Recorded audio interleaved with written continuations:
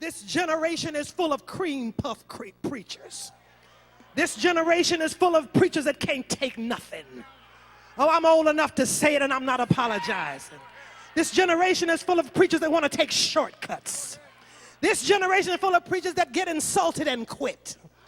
Oh, this generation is full of preachers that if we don't give you a church right out of school, you going back to corporate America and make some money.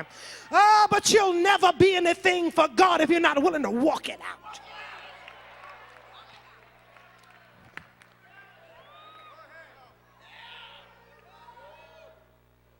I want a double portion of your spirit, prophet. He said, well, can you do what I do and stay where I stay and walk where I walk? Hey, you have asked for a hard thing, but if you can keep up.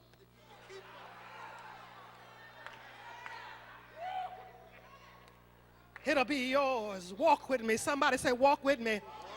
Talk to me fast so I can finish preaching. Somebody say, walk the miles. First thing I notice in the scripture as they're walking the miles, he says to him, he said, now Elisha and Elijah are walking from Gilgal. Somebody say, from Gilgal.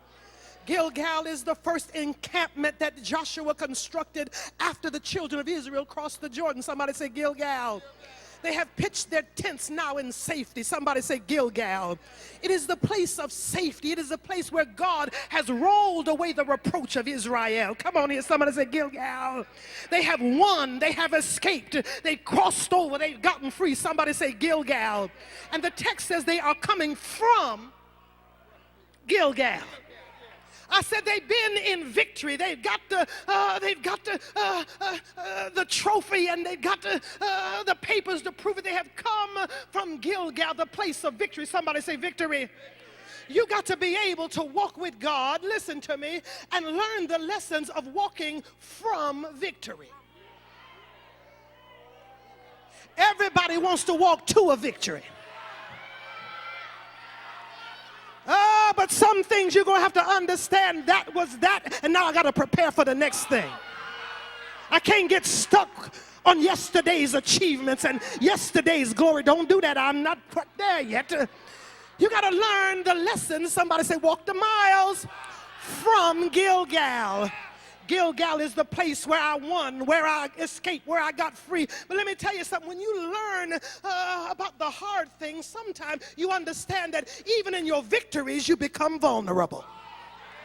You got to learn that when you're walking from Gilgal, you still got to watch and make sure your zipper's up and your dress tail and in your pantyhose. You had a victory back then, but the devil still wants to make you fail up here. They're walking from Gilgal. Somebody say, walk the miles, walk the miles. Walk the miles. They're walking from Gilgal. He says, can you keep up, boy? You want to stop here? Do you want to camp in Gilgal? He said, no, I want the hard thing. Will you walk away from some victories, some liberties to keep on? Because you see, these miles are seasons of your proving. You will be tempted, not just in hard places, but you will be tempted sometime at places of apparent victory. You seem to have gotten over and the battle's no longer raging and the enemies have been all drowned in the Red Sea when the lion has been reduced to a carcass. And you're coming from Gilgal. They've been together a long time now. If you're going to ask for the hard thing, if you're going to be able to manage the hard thing with the big girls, the Bible says, let him, let her that thinks he stands, take heed lest he falls. So I'm walking and I'm learning the lessons from my mentor. I'm learning because I want to be able to manage the assignment that is up ahead. Somebody say, walk the miles. He says, you want to stop here? No, I'm keeping with you. I'm keeping up. He says, okay, well, I've got to go to Bethel. Somebody say Bethel. It is the house of God. Somebody say, it is the house of God. If I'm going to handle the hard thing, if I'm going to be weighty enough and substantive enough to make a difference in this present generation after my Elijah is off the scene, I've got to be able to know what the lessons are of walking the miles to Bethel. Bethel is the house of God. It is the place of worship. Y'all ain't talking to me now, but you see, it's one thing to have a platform in the church. It's another thing to have power behind the platform. It is only the place of worship. He takes them to Bethel. All y'all Bible readers, it is the place where they saw angels ascending and descending. It is the place where there was supernatural encounter, where heaven kissed earth and earth kissed heaven. You got to understand that what we got to do, baby, you can't do it just in your own strength. You can't do it just in your own power. You got to learn the power of worship at Bethel. I've never seen so many preachers come to church and don't worship. Never seen so many preachers come to church and sit up in the back office and wait till the saints get finished glorifying God, and then you come out like you grand. Oh, you got to walk to Bethel, baby. You got to understand that worship keeps you safe. Worship is the thing that says, woe is me. I see God for who God is and me for who I am not. I got to learn to walk the miles from apparent victories, and I got to walk to Bethel to learn how to worship. The greater your assignment, the deeper your worship needs to be. The more devils you got to face, the more time you need to spend with God. Ain't nobody talking to me now. I care nothing about your degrees. I got some myself. I care nothing about the size of your church. I got one myself. But when you come down to fighting the devils of incarceration and drug addiction and sexual slavery and demolished homes and insane people, you need more than just a pulpit and a house. You need some worship. You need God to get access into your assignment. You're God, I'm not. Woe is me. Can you walk with me now? Keep on walking. You want the hard thing? Walk with me to Bethel. Walk with me, walk with me, walk with me. Well, you can pray when the people don't come to church. You can pray if you got a house full. Walk with me to worship. Somebody say, walk the miles, walk the miles. Oh, God, worship, worship. It's a hard thing. It's a hard thing, particularly when you're a little successful. It's a hard thing. Now we just read our Bibles to preach, and we don't read our Bibles for them to speak to us. We pray, come on here, right before we're getting ready to go out to the pulpit. Now, Lord, use me, Jesus, and name, amen. But there is no connection. Oh, my God, my God. My God, my God. God is smarter than a natural man. A natural man don't want to be with a woman if she don't know how to make him feel he's appreciated. Are y'all quiet in here now? A woman don't want to be with a man if she can't feel that her presence in his life matters. God is more than a natural man. Every now and then, God is waiting to be worshiped. God is waiting to be appreciated. God is waiting to be loved without a cheerleader. Can you walk with me from Gilgal to Bethel? There are meetings and there are miles. I got to hurry up and get out of here. But I want to say, after he leaves Bethel, he said, keep on walking with me now. Can you walk with me to Jericho?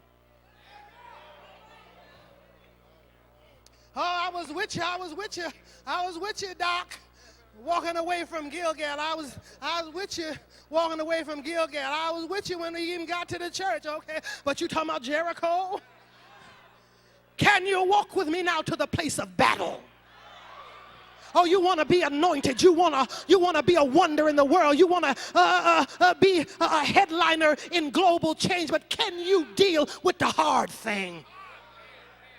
Walking the miles, walking the seasons. He said, come on now, can you connect your present assignment to your historical strength?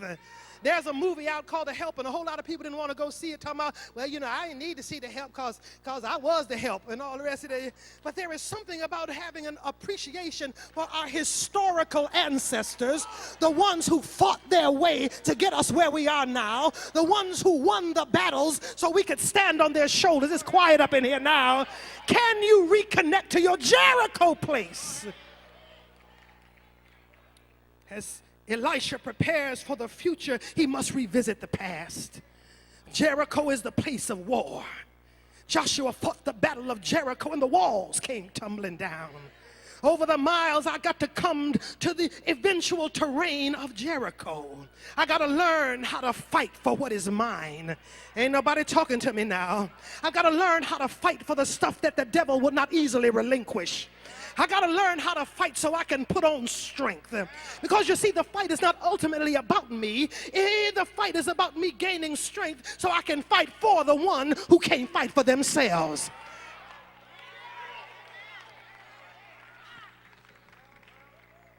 Will you visit Jericho until the walls come down in your community, in the political realm, in the foolishness that's going on around? Will you come to Jericho? And at that note, most of us start tipping out the church with the Baptist finger.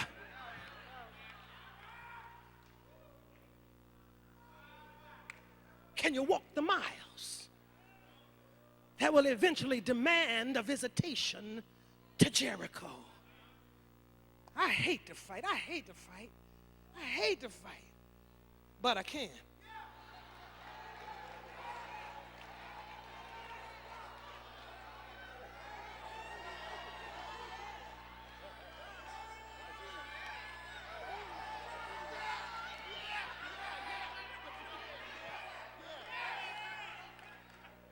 Sometimes devils and demons and demonic situations and systems will think just because you're a Christian and just because you love God and just because you ain't fought in a while, they think you have forgotten how to use your...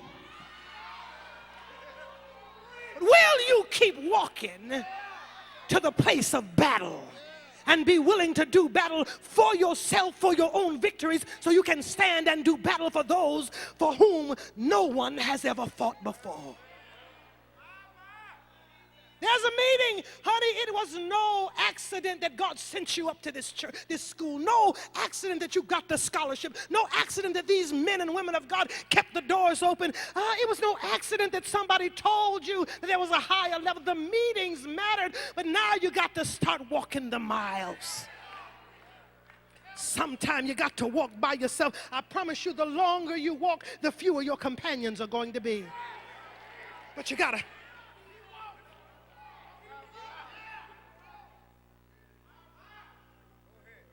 But you ask for the hard thing. Jericho, test my willingness to go to battle, to fight instead of flee, to uproot some things that are in my land, to put out some squatters and some intruders. Fight for some people. I know you're willing to fight the deacons because they won't give you your money. Willing to fight the ordination board because they won't give you no papers. After those battles have been fought, will you fight for these children who are miseducated? Will you fight for these decrepit school systems to be rebuilt? Will you come out of your $5 million edifice and make some differences under the people who are under the bridge and don't do more than take them soup? But will you change systems? Will you fight? While we are enjoying our sexual escapades, will you raise your voice and declare that those with HIV and AIDS need somebody to fight for them? Stay with me 7 more minutes and we can all go home together. Will you walk it out? You admire Elijah. You like Elijah's church. You appreciate Elijah's crowd. You want to emulate Elijah's reputation. But Elisha, can you make the meeting matter? And can you walk the miles that are demanded of you if you're going to ask for the hard thing?